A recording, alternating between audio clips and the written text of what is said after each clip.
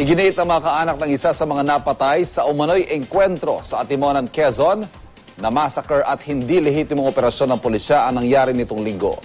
Balitang hatid ni Mav Gonzales. Katarungan at katotohanan, yan ang hiling ng mga kaanak ng environmentalist na si Tirso Julontok Jr. na isa sa mga namatay sa di umano'y shootout sa Atimonan, Quezon nitong nakaraang linggo. Sa dami raw ng tama ng bala sa sasakyang ginamit ni na June, giit nila, massacre ang nangyari. Kwento ng kanyang may bahay na si Marifi, nakita raw ng ilan na lumabas pa ng sasakyan si June habang nakataas ang kamay. Sumigaw raw ito na hindi sila kalaban, pero tuloy-tuloy lang daw ang pamamaril sa kanilang grupo.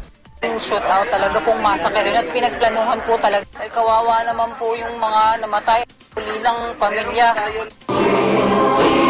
Bumuhos ang emosyon sa isang tribute ng mga kaanak at kaibigan para sa yumaong environmentalist. Sa pamamagitan ng kantahan, sinariwa nila ang buhay ni June.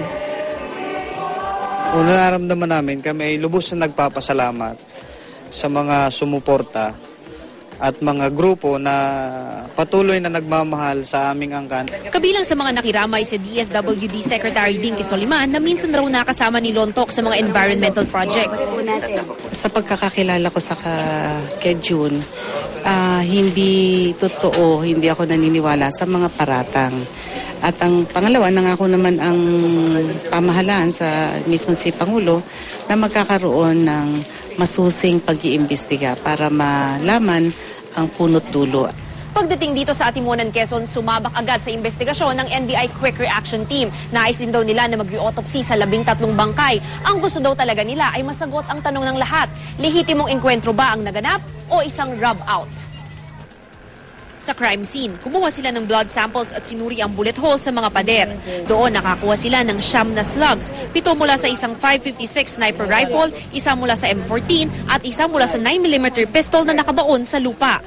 Mga tao natin dito, yung sa ating sa technical pa lang, marami na. Kasi combined ito ng ating sa ballistics, sa chemistry, at saka yung mismong sa photography natin.